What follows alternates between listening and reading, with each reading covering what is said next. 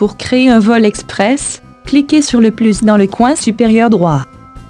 Ensuite, choisissez un appareil dans la liste. Les appareils, en condition de maintenance, recyclage et défectueux, ne seront pas disponibles dans la liste. Maintenant le choix de batterie. Selon le choix de l'appareil, un nombre de batteries vous sera demandé, et seules les batteries avec le bon nombre de cellules pour cet appareil apparaîtront dans la liste. Ces informations viennent de la partie « Batterie pour les moteurs » dans la section type de propulsion de l'appareil.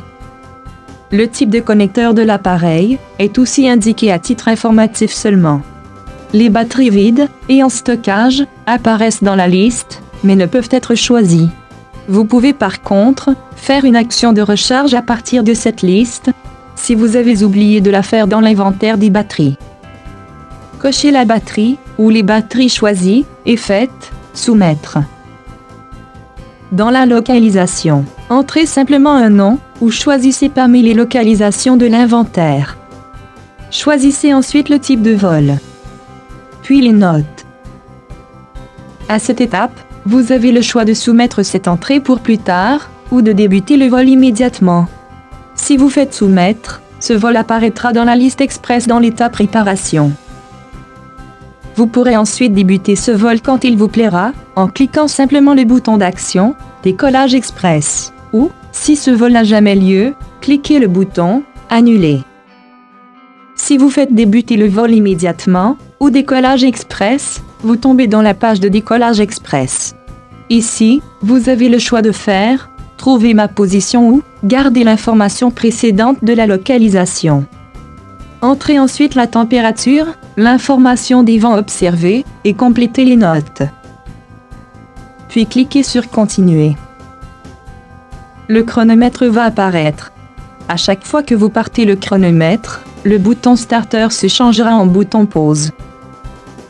Vous pouvez utiliser le Starter et Pause autant de fois que vous le voulez. En appuyant sur le Stop, la valeur du chronomètre sera reportée dans les champs en dessous. Une fois que vous avez appuyé sur le Stop, vous pouvez toujours repartir le chronomètre et faire Stop à nouveau. Les champs seront alors mis à jour selon la valeur du chronomètre. Vous pouvez aussi simplement entrer l'information de la durée du vol dans les champs. Cliquez sur Soumettre pour valider la durée du vol. Votre vol apparaîtra dans la liste dans l'état Analyse.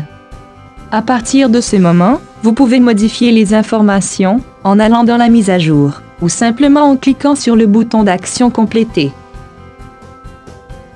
Revisez les informations et quand votre révision est terminée, vous pouvez faire « Compléter ».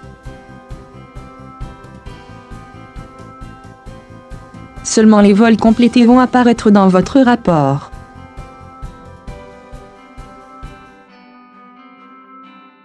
Une fois un vol complété, vous pouvez l'archiver.